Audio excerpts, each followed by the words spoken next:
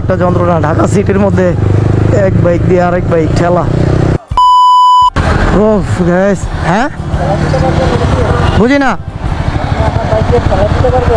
হ্যাঁ পারবো, তাহলে আপনি এটা জানেন।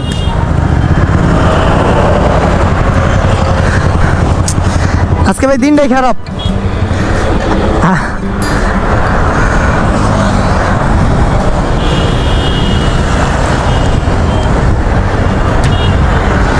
R15 নিয়ে বের হয়ে পড়লাম চরম বিপদে। মিটারটাই প্যারা দিয়ে দিছে।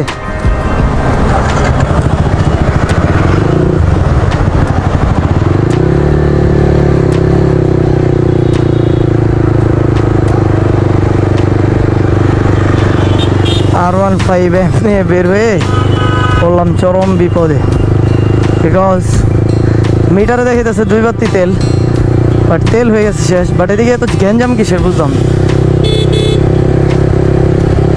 হয়তো বা কেউ অ্যাক্সিডেন্ট করছে, এরকম কিছু একটা হবে, বুঝলাম না এত গ্যাঞ্জাম। এখন যাচ্ছে হচ্ছে তেল নিতে। এখনও মিটারে শো করতেছে 2 বাতি তেল, বাট বাইকে কোনো তেলই নাই। ট্যাঙ্কি খুলে অবাক হয়ে গেছি আমি।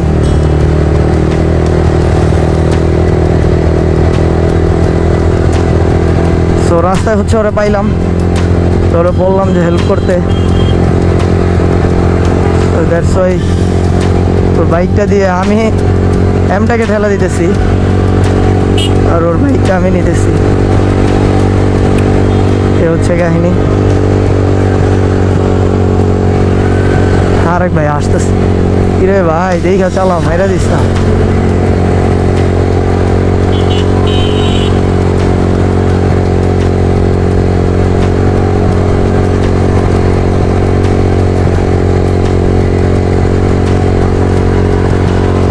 একটা বিপদে পড়লাম, তার মধ্যে ওর বাইকে হচ্ছে এক্সস্ট লাগানো।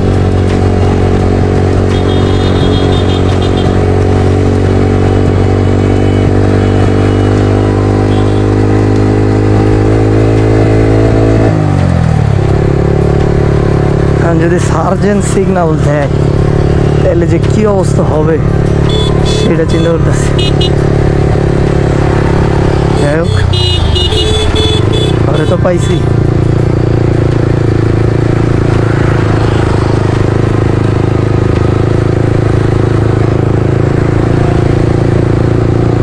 ও আল্লাহ বাঁচাইছে, জ্বরে পেয়ে গেছি।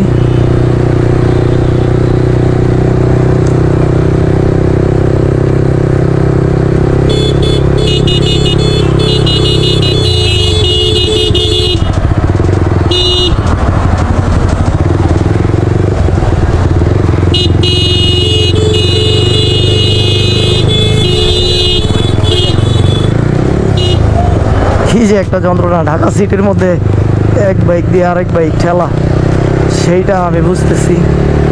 ওরা না পাইলে খবর হয়ে যেত। কে তেল শেষ, মিটারে শো করে 2টা এখনো আছে, বাট ট্যাঙ্কি খুলে দেখি তেল একটাও নাই। এখন যাইতে হবে হচ্ছে নিকুঞ্জ। জীবনের একটা চরম শিক্ষা নিয়ে নিলাম আজকে। হাত পা যা আছে সব দিয়ে বাইক চলতেছি, কি করবো, বহু বিদেশ।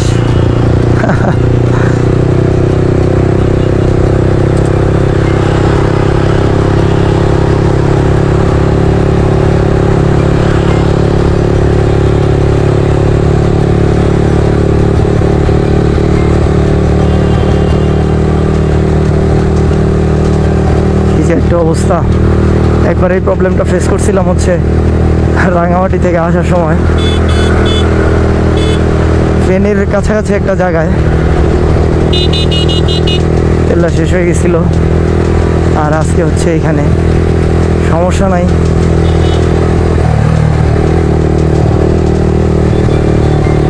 জীবনের চরম আরেকটা শিক্ষা দিয়ে নিলাম। এরপরের থেকে মিটারে কখনো বিশ্বাস করা যাবে না। R15 নিয়ে যেহেতু বড় বিপদে পড়বো সেটা কখনো ভাবতেই পারি নাই। চলে আসছি তেলের পাম্পে, এখানে তেল আছে।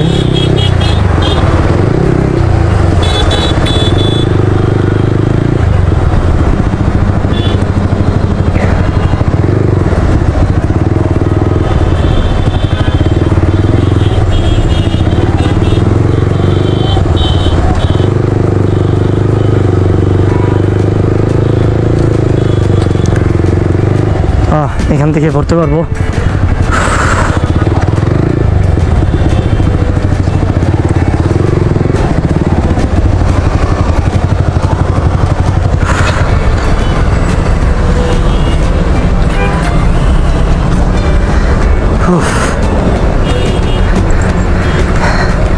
থ্যাংকস ভাই।